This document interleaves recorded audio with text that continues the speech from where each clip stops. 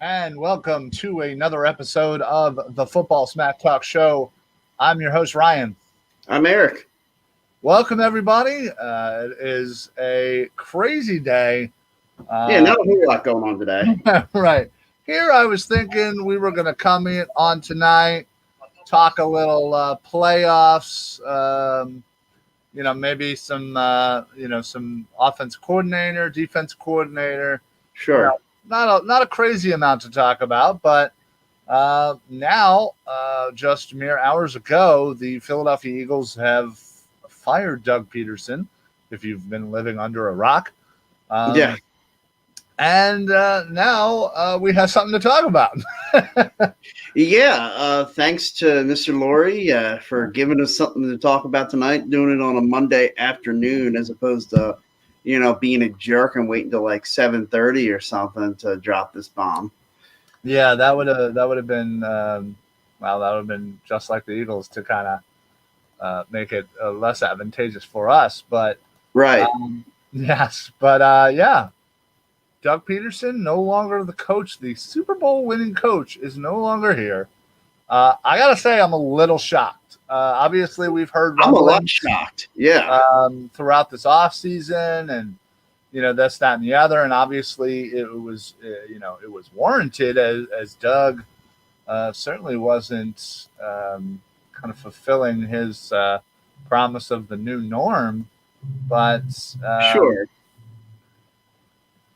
yeah, I just didn't think it would happen, honestly. Yeah, even when I heard about the scheduled meeting today, and of course we heard about that yesterday on Sunday, that there would be a meeting, and a lot of people thought that, Doug's job could be in jeopardy. Right. And I got to be honest, I at no point took it seriously. I just kind of shrugged it off and was like, yeah, no way. Yeah, I really did not expect Lurie to pull the trigger. I think, as the season ended, I thought, well, we had obviously posed the question a few weeks back, about, whether Doug would stay, whether Howie would stay. And I think we both agreed that the more likely person was Doug, even though we thought the more likely or the more deserving. The bigger culprit. Yeah.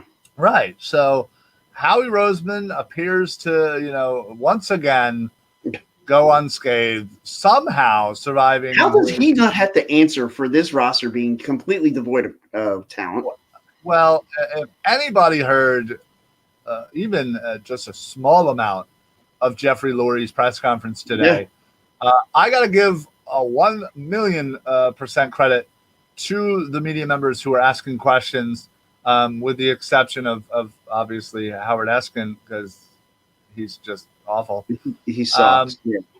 But they were asking some pretty direct, hard-hitting questions, at Lurie regarding, essentially why is Howie not being held to the standard? The Italian evaluation has been poor, blah blah blah blah blah, and just kept hitting him. And man, Lurie was dodging like his life depended on it. It was. I honestly, I couldn't even finish it. It was pretty bad. Saying, things are, not as bad as they seem, and this is just going to be a retooling, and yet it. Yeah, and some of the stuff, like when he started talking about how attractive this job is. Now, like when I heard other people talk, like I watched NFL Live today, and they talked about it like this is not one of the better jobs to go and seek right now. If I'm a coordinator somewhere and I've been successful and I've got an opportunity to be a head coach, like I'm not looking at the Eagles' job as a job that I am like, I'd be interested in it because it's a head coaching job, but like, right. You've got an owner who like seems like he's meddling. You've got no cap space, and you've got a GM who is apparently allergic to drafting talented players. Like that to me just isn't a good recipe to go to. Like, okay, I think you've got a good quarterback who, if you will, like, and whoever they get to be the head coach has got to love Carson Wentz. Like absolutely, not just like him a little bit. Think he's got some talent. Like he's got to have a man crush on Carson Wentz. I don't necessarily agree to that statement because I think, equally, if somebody has a man crush on Jalen Hurts, a la Lincoln Riley, right? I think that could be just as good as perhaps somebody coming in here with some Wentz love. I'm not I'm not in a position to tell you who's going to be the starting quarterback next year. That will absolutely depend on who the coach is. That will absolutely depend on who the coordinators come in as. Well, one thing's for sure: if Lincoln Riley is hired as the coach, that means this wasn't a power struggle between Carson and Doug. Yeah, because most likely both of them would be gone. Right. Yeah. So yeah, what a way to kick off the offseason with a little bit of controversy, and of course, as always, the Eagles are a little behind the eight ball. There's already there's plenty of places that have already begun, not only begun interviews, but are already working on second interviews with certain head coaching candidates. We'll talk about tonight who we think might be a potential replacement. I've heard some rumblings already, and I'm not in love with most of them. No. One of which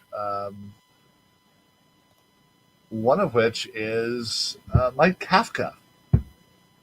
And if that name feel like we've seen this movie before. Well, yeah, for those of you who can't put two and two together, and if that name sounds familiar, Mike Kafka, very much like Doug Pederson, was a bad backup, so to speak, for the Philadelphia Eagles for a few years. Is currently now coaching in Kansas City under Andy Reid, and is working just like Doug Pederson was before. Right, just like Doug, working with Patrick Mahomes. He's now seen as a potential target for the head coaching job in the Philadelphia Eagles organization. First thought of that, I want to throw up. I don't want the same. I feel like, remember when the Flyers would do the same move over and over and over again, bringing the same people in the same circle, and the Broad Street pullovers. Yeah, and I don't want that for the Philadelphia Eagles. And I think, honestly, I would stay away from anybody from Kansas City, and that includes Eric Bieniemy, solely for the fact that I want to distance this team away from the Andy Reid tree, and anybody with the Andy Reid influence. Not that, again, Reid did just fine here, won himself a Super Bowl. This isn't an insult to Andy Reid. Right. Yeah. It's just, I think if you want to change the culture, you want to change the outcome of this organization, you're going to have to change how you think. And how they think right now is, hey, we're used to Andy. This guy worked with Andy. Hey, Andy, how's this guy? Great. Good. We'll hire him. I don't want that. I think, like I said, I think somebody like a Lincoln Riley, somebody offensively, an innovator offensively would be a great choice. There's certainly a few different options, but I truly do want an offensive. Yeah, that's the way the league is, an offense-driven league. I'm not necessarily opposed to a defensive coach, but he's got to have ties to somebody who he can bring in as an offensive coordinator who we feel like is going to change the game. Yeah. So, obviously right now, the Eagles probably don't have the most attractive destination given their cap and uncertainty in at quarterback and in the front office. But somebody like Joe Brady, sure, offensive coordinator from from Carolina right now. Did very well with them. I think who is the cat from? Oh yeah, Arthur Smith, offensive coordinator from Tennessee. Who's certainly he's garnered a lot of attention, in particular in the last week or so. Like a lot of people really like him. Well, and considering what he's done for Tannehill. Sure. Now, Tannehill was a very average quarterback, struggled a bit in Miami, came to Tennessee, sat behind Mariota, and the last 2 years, Tannehill's been on fire, and guess who's been the O coordinator for the last 2 years in Tennessee? Yeah. Smith. So I think that's certainly a good name. I'm trying to think of the guy from Buffalo, the offensive coordinator from Buffalo. Yeah, he's got a weird name. I forget his last name. Yeah. I literally even posted about it. Yeah, I was gonna say, do you want me to just Google his name? No, I literally made a post about it on NSN Philly. Okay. Just Brian Dable. That's what it is. I couldn't think of his name off the top of my head. Buffalo's offense has been great. Well, and a lot of people compare Carson Wentz to Josh Allen. Exactly. So wouldn't that also be a natural fit? Well, considering that, Josh Allen, talented, wasn't the most efficient or accurate quarterback his first couple of years in the league. And, Dable really worked with him. Obviously, Josh Allen put in the work as well, and just completely flipped this guy's perception in the league that he was an inaccurate quarterback. Now he's confidently staying in the pocket, putting up huge numbers in the MVP race. Probably won't end up winning it. No, but definitely he's a dark horse and a nice. Sure, he's probably third in the race with Mahomes and Rodgers. Right. But a lot of credit has to go to Dable on that for what he's done to that offense. And I think those are the type of names that we're probably going to have to look into. Gary, I've got one off the wall name that that I want to throw out there. I haven't heard anybody else talk about him for a head coaching job. But what about Peter Carmichael, offensive coordinator for the New Orleans Saints? He's been there. I've actually heard his name. Okay. I've heard his name. Not certainly not a kind of a sexy name, if you will, like some of the others, but it's certainly out there. Gary comments. Thanks, Gary. The Cowboy fan, by the way. Philly should hire Jason Garrett, who currently is the O coordinator in New York. They're actually getting consideration from the LA Chargers. I don't doubt that. Your recent former head coaches that are now coordinators generally are always going to be on this list. And then the hot new coordinator, whoever that may be, that maybe hasn't had a head coaching job, they're always going to be considered. Sure. Matt Patricia, the reason I bring up Carmichael, Daniels, Carmichael certainly. The reason I bring him up, I want to just talk about that for a second. If you look at what the Eagles were trying to do this year, and part of their offensive plan was to sprinkle in Hurts, in kind of like that trick play, and people talked about, hey, are they going to use him in the Taysom Hill role? Well, how about the guy who's used Taysom Hill in that role? Would he have an advantage coming here and being able to figure that out and make that work with Carson and Jalen Hurts? Yeah, I mean, potentially. I think that's probably a little bit of a long shot if that's what you're kind of banking on. It's just one. Well, no, I just meant I would assume that one of these quarterbacks will be here. One of them will not. I think it's very unlikely that both quarterbacks are here at the start of the season. You think? Not impossible, but I really believe they're going to. If the Eagles organization want to move forward, they need to choose. I really truly believe that. So. I don't know. I mean, I guess this is just where I don't see the urgency in having to choose. I mean, they're both professionals. Like, they both have to. Like, if they're both under contract, like, I would just say, well, you guys got to work together. Like, there's got to be a competition, and the best guy gets the job. Now, I still think that given his druthers, Jeffrey Lurie really believes that Carson Wentz is the present and future of the Eagles, and that is his stand. I'm just saying that's what I think, and that's what he's looking to get a coach who will commit to fixing Carson Wentz and getting him in the right direction. Right. And so, that would say to me that if you're in your scenario of wanting to move on from one of them, that they would try to move Jalen Hurts probably somewhere around the draft. Yeah, I mean, I would assume, given that, you have the 6th pick, mm-hmm. You have an early pick, and potentially you could get a 2nd or a 3rd rounder for Hurts, maybe. Mm-hmm. Maybe you can get more for Carson. Again,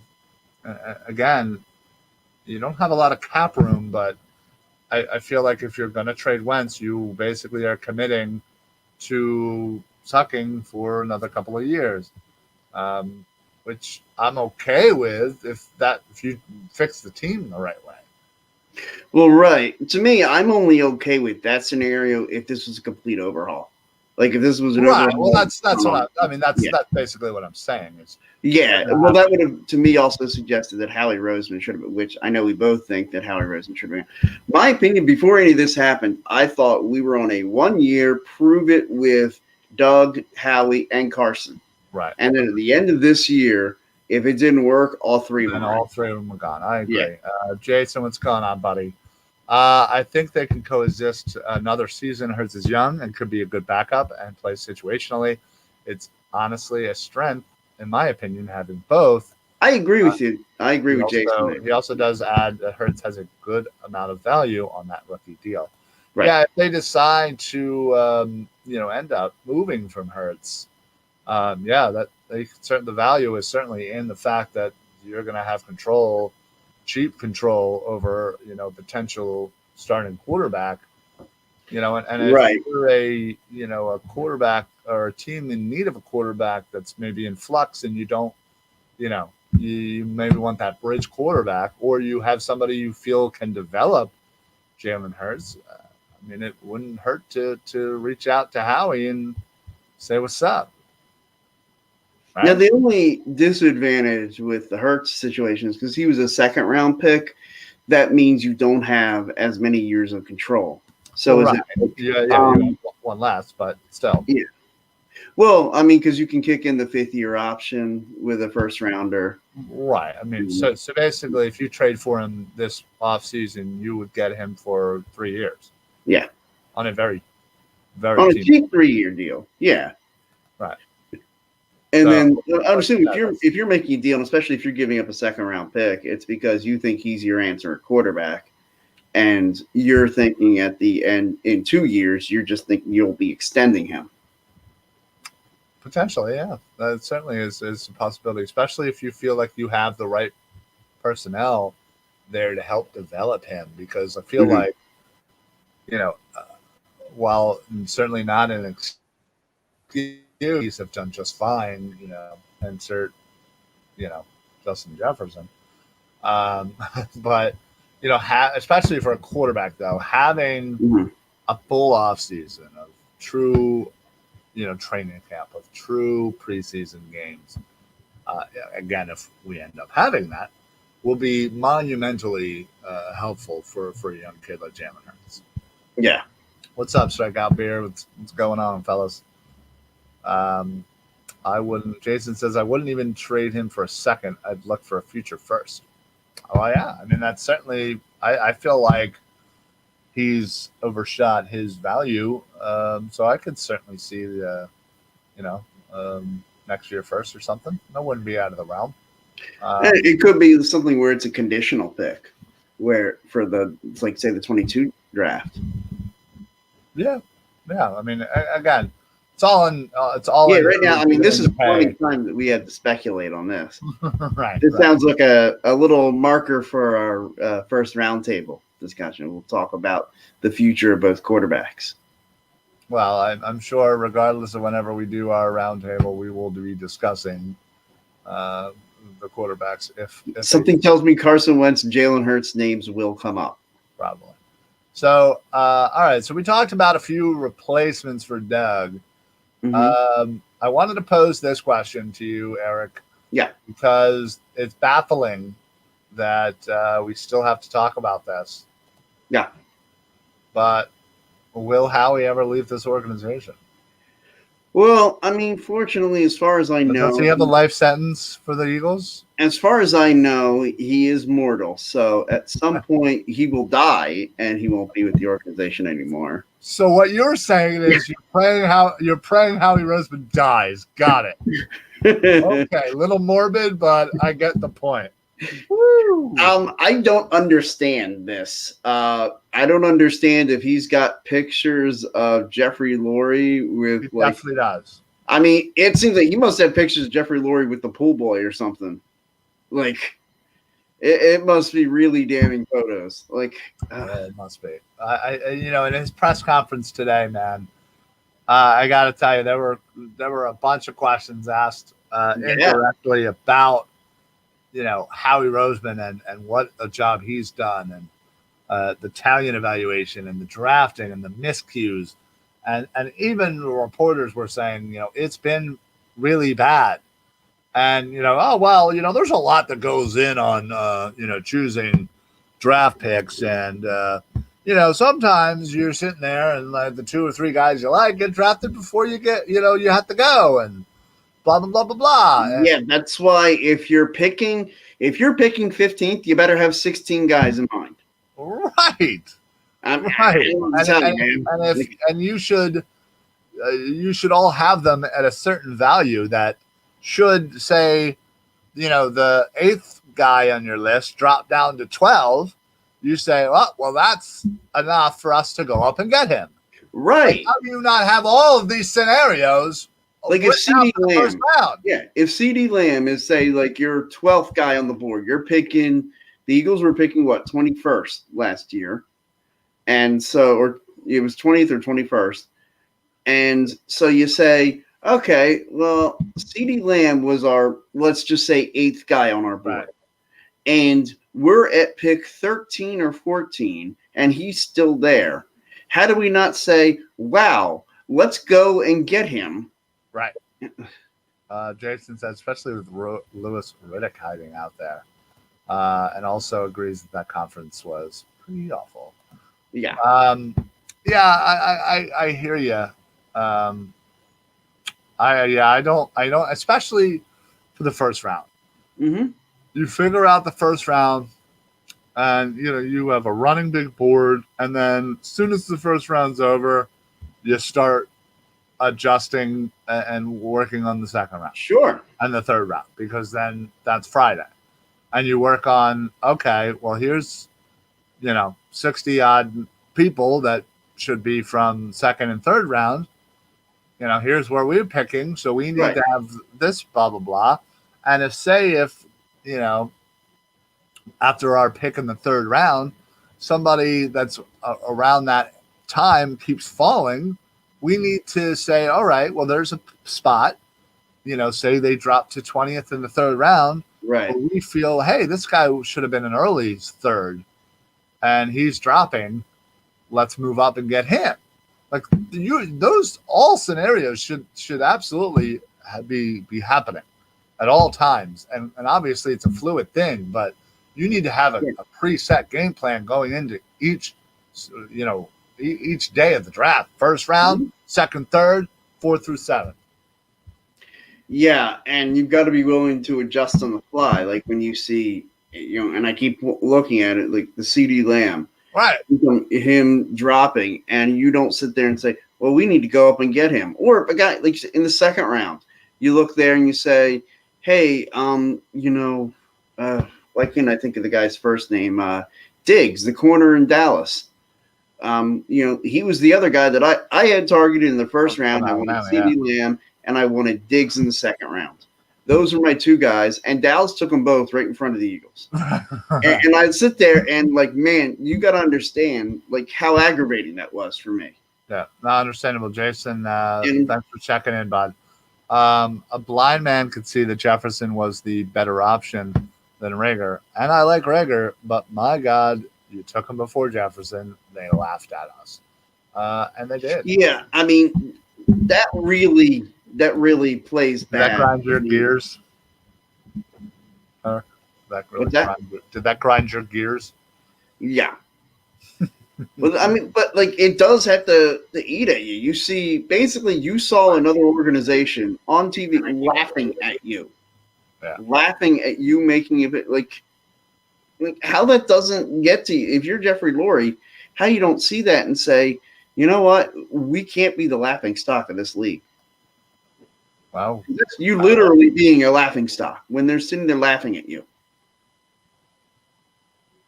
yeah, it's not great. For sure, it's not great. Yeah, so we'll who knows? I think after their initial meeting last week, we all thought Doug was safe, and then Sure. this meeting popped up at the last Yeah, second. and you march the two of them out there and let them take their barrage of questions. And I think it really stinks that you let Doug Pederson do that just to fire him a week later. Yeah. But there's a glimmer of hope that another random meeting will pop up with Howie. Yeah, maybe next week next Sunday while we're sitting there watching the divisional round of the playoffs, maybe we'll get the alert saying that that Jeffrey Lurie is going to meet with Howie Roseman on Monday. Yeah, no, it's who knows, but real quick, not that we're that much up against it, but I did want to talk about who we think potentially could be a defensive coordinator coming in. Now, obviously, that's going to wait and be very determined by who's the head coach. Sure. But, you got to see that there's a good amount of names out there that could potentially come in and really transform this defense. I had posted something again on NSN Philly about potential defensive coordinators. I think I had somebody like Chris Richards, who used to be a coordinator in Seattle and was the passing game coordinator in Dallas most recently, just took last year off. Dan Quinn, who, speaking of Dallas, has interviewed him for the second time and might very well sign a new deal with him by the end of the day. Right. So that that deal seems imminent. So it kind of does. We'll have a chance at him. Gus Bradley, former head coach, the LA Chargers, almost said San Diego. And another great one, John Butler, the Buffalo. I think he's defensive backs coach. Really transformed that group for Buffalo. So I could certainly see a potential fit there. He certainly fits the bill as someone who's overperformed at his job and deserves a chance to move up. Yeah. I think again, another name I keep hearing is D'Amico Ryans, former Eagle linebacker, linebackers coach in San Fran.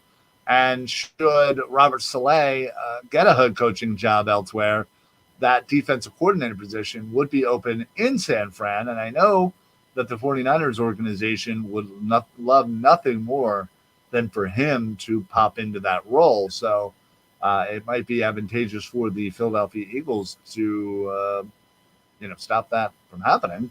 I know I would like it because I know he would put priority onto the linebacker position. While Alex Singleton has certainly been a nice surprise this year, still needs a lot of work. And I feel like him at the number 2 spot would probably best be suited, if you can bring in somebody, whether it be draft Micah Parsons or bring in a free agent number 1 linebacker. Sure. It'd be nice if that group was feared again. I mean, it's been a while since we've had some monsters in the middle of the field there in the linebacking core, and I would love nothing more than to get back to that. Yeah, and I would think that, like, if you were to go and hire, say, D'Amico Ryans, like, in the next couple days or within the week for the defensive coordinator role, what I would think that would the message that sends is you're hiring an offensive-minded coach as your head coach, because they're not going to care that you put in a defensive coordinator in there before you put in the head coach. So, I mean, that could be a nice advantageous move, because I really do think that the Eagles, whoever they hire as their next coach, had better be able to handle one of these two quarterbacks. I keep saying I think it's got to be Carson Wentz. That's where the money's tied up in. And so that makes the most sense. The only one where I see them hiring a coach who is more of a Jalen Hurts guy is if they were to go after Lincoln Riley. Yeah. Now, considering the last time the Eagles made a move for a big-time college coach, it didn't go so well. I don't know if that will scare Jeffrey Lurie off from exploring that option. I would hope it wouldn't, because to me, I don't know if I'd want Lincoln Riley to be our next head coach, but I don't want to be limited and saying I think this would be very similar in a way to the Chip Kelly hiring, bringing somebody in from the college that was offensive innovator, a hot name in the college ranks. But I also feel like we got to do something, more than the status quo. And I think this hire certainly fits that bill, because I hope that, Lurie isn't necessarily, I'm hoping he's not scared of doing this type of move again, being burned by Chip Kelly, bringing in the offensive genius, only to get burned a couple of years later. I don't think he would be scared to do it. I mean, at least he should. Hesitant to go down that road again. Like, I'm not trying to quibble with you about wording of it, but right. And it does appear that the Cowboys are hiring Dan Quinn as their defensive coordinator. Yeah. Tom Pelissero, they have reached an agreement. Yeah. Well, there you go. Like you said, D'Amico Ryans, Gus Bradley, those would be my first two choices. Yeah. There's certainly a lot of potential names out there. Now, shifting over to the offensive side, with most likely we hire a offensive-minded coach. The offensive coordinator isn't, I guess, as important, but you also still want somebody who shares the same, vision as your head coach and can call the plays, wink, wink, wink, to, the head coach's liking. So that, again, is going to be very dependent on the head coach, more so than the D coordinator. But, there's a lot of names out there, I feel like, that could easily step in. But what is your thoughts on potentially staying in-house with Deuce Staley? A lot of, Yeah. I mean, a lot of people seem to, locally, everybody loves Deuce Staley, and they're always ready to promote Deuce. Look, I feel like there's probably a reason why he hasn't gotten the opportunity despite all the openings. Yeah, I agree. It's funny. A lot of people are pushing for Deuce to be the head coach, including Malcolm Jenkins. Yeah, which shut up. Doesn't make any sense. Yeah, this isn't your problem, dude. Yeah. Stay over there. Yeah, exactly.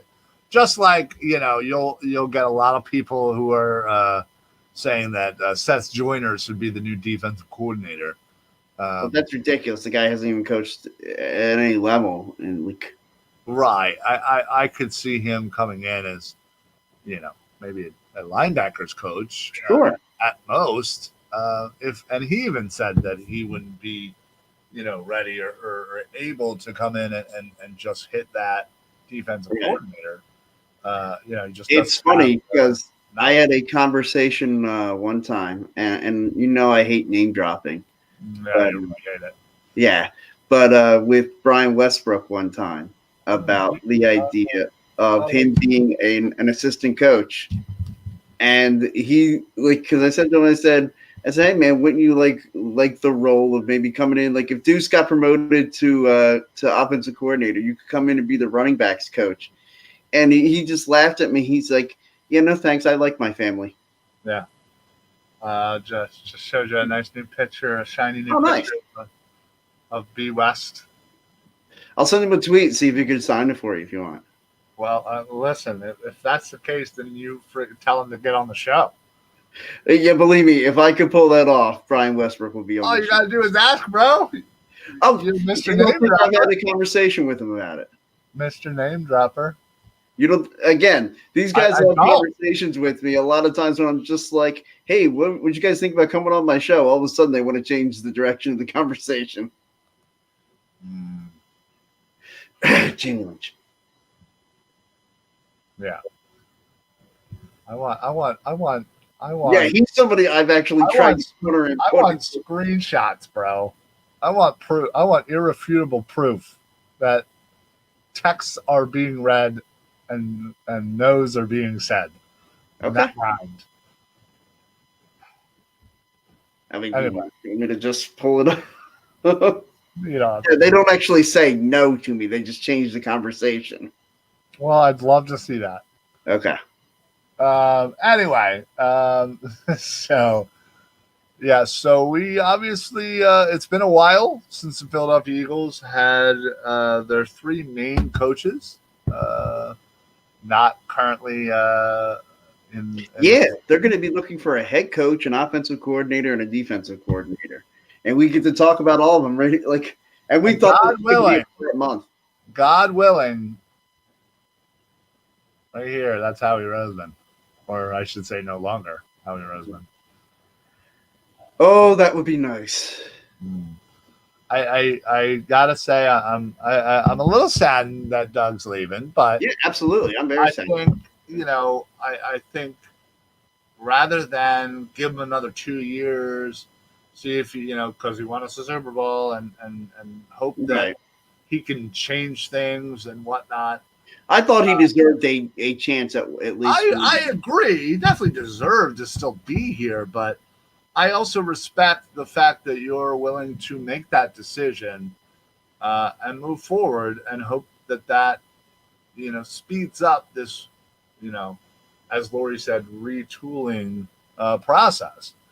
Yeah, I'll give Jeffrey Lurie credit in one thing. This is now 2 coaches in a row that he didn't wait on it. Like, you could see it was moving in the wrong direction. And even if you thought that Doug should have had a chance to try and get it turned back around, you could tell it was definitely headed in the wrong direction. We were already talking about, like, is he on the hot seat for next year? Right. Yeah. Just like we were talking about it on a show by a different name on Chip Kelly when time ran out on Chip. We asked about said show if you want. Okay, the old Philly Mick and Hump show. That's right. That's the OG show. That's right. That's right. If you remember that show, you're one of our OGs. Oh wow! Yeah, you are. Yeah, you are. Where's Brad from Nakaspa? Yeah, international callers. Right, Rob from Royersford. The other Rob from Marlton. Who was our very first caller, of course. Very first caller, for sure. And the old man who liked to chime in plenty of times. All the time. Yeah, that was great having the call-in show. Yeah. One day, once I can figure out the technology, maybe we'll do that. Yeah, let's see if we can. That'd be awesome to be able to figure it out. So listen. If anybody wants to sponsor our show and just give us money, we'll put it directly back into equipment that we can make this a much cooler show. Absolutely. So we obviously have quite an interesting offseason to go. Mm-hmm. Hopefully these decisions get made rather sooner than later. As I said, we're already kind of behind the 8 ball and hiring some of these positions. Sure. And we gotta get a plan together for the off season, for free agency, for the draft, and for anybody who's been with us since the Philly Nick and Hump days, or even Phillyverse and whatnot, know that we do a couple of off-season roundtables each year.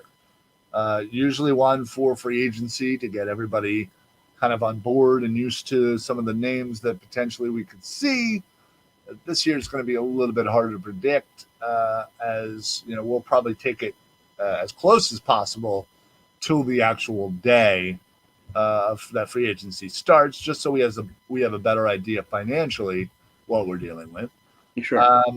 And then obviously we do one for the NFL draft, usually the week right before that Thursday. So we'll, again, Eric, myself, usually Ryan from the Philly Broadcast, probably Sean from the Bald Eagle, and potentially some other names in the NSN network will come on, and we'll kind of discuss, potential drafts and profiles and who we're looking at. On a little side note, I really, really, really, really, really, and I want to throw a few more reallys on there.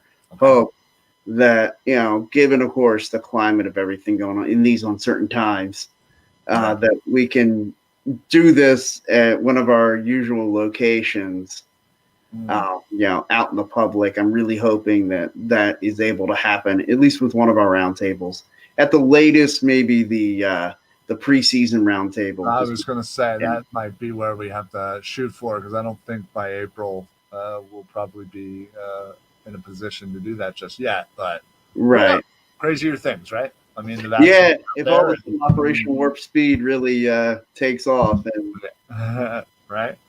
So, but yeah, so we'll keep you guys informed when we do stuff like that. Most likely be in your basement there for our. I was going to say might have to be in the Eagles Nest studio here.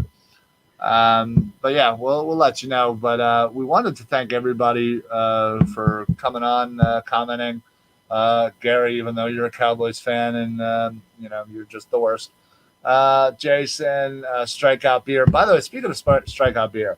So Strikeout Beer is another podcast on the Notoriety Sports Network. Basically, these guys sit back, they crack open a few beers, they get into like the nice fancy beers, where me and you, we're you know me, I like my fancier beers. Oh, do you? Yeah. I didn't know you liked fancier beers. Absolutely. I thought you were more of like a Yuengling Miller Lite. I'm branched out. I have branched out. Look at you. The problem with COVID, we need to go out drinking again sometime. It has been a while, man. My boy's all grown up. Well, I was not drinking at our round table last year, the last one before we had to go into lockdown. That's right. You did have something weird, didn't you? I probably thought something was going on with you. It probably was, but probably. But yeah, so they crack open a beer. They talk about all types of stuff. Obviously they throw some sports in there. But two really funny dudes, just having a good time. So if you have not already, check them out. Go to Facebook in the little search thing. Check out Strikeout Beer. Give them a like. See some of their vids, some of their podcasts. They're really funny. Super excited to have them on the NSN network. And obviously the other Philly shows, the Phillyverse shows on the NSN network. Tomorrow will be the Philly Broadcast at 6:15. Mike Sports on Wednesday at 8:00. And then hopefully we'll be coming actually Wednesday as well is Bald Eagle Podcast at 6:00. I forgot about that. Sean is officially going live, taking his wonderful talent and all that in front of the camera. So I'm excited that he's joined the land of the video podcast. I'll have to check that out. You definitely should. So, big things happening at Notoriety Sports. Make sure that you get on Facebook and Twitter. We're at Notoriety Sports on Twitter and Instagram. Check out the NSN Philly page, which is where all of these shows directly stream. And, we're just having a good time talking sports, breaking news stuff, instant news. Like, oh, yeah. I don't even know how it's possible, but we're breaking it. We're doing good things over in NSN. And real quick before we get out here, if anybody is interested in not only potentially having your own show like us, or maybe getting involved in other ways, whether you like to write, as the website and articles are coming out very soon, or maybe you're interested in being a content creator, please reach out to me. Let me know what you're looking at and what you're looking for, and we can make something happen. We're always trying to grow the family at NSN and NSN Philly. So, reach out. Let me know. That's it for us. Talked a lot about some coaching, and I'm sure we'll talk about a lot of that by next week because it's the Eagles, and I only can assume that they won't have this figured out by next week. Oh, God, no. So we will see you guys next week, talk more about it. Hopefully we'll have, a few more names. But, there you go. There's my kid. Well, I should have ended this about 30 seconds earlier. Almost made it before your dinner bell. Yeah. So that's it for us. Thank you guys for coming along the ride. We do appreciate it. Eric, got anything to add before we get on out of here? No. All right. Keeping the streak alive. Gotta love it. So that's it for us. We'll see you guys next week. I'll see you tomorrow on the Philly Broadcast, 6:15 live Eastern Standard Time. So that's it. For the Football Smack Talk Show, I am Ryan. I'm Eric. Happy football, everybody. Only 243 days to go. That's it. Not too far away. God help us. All right, everybody. Have a great night. See you next week.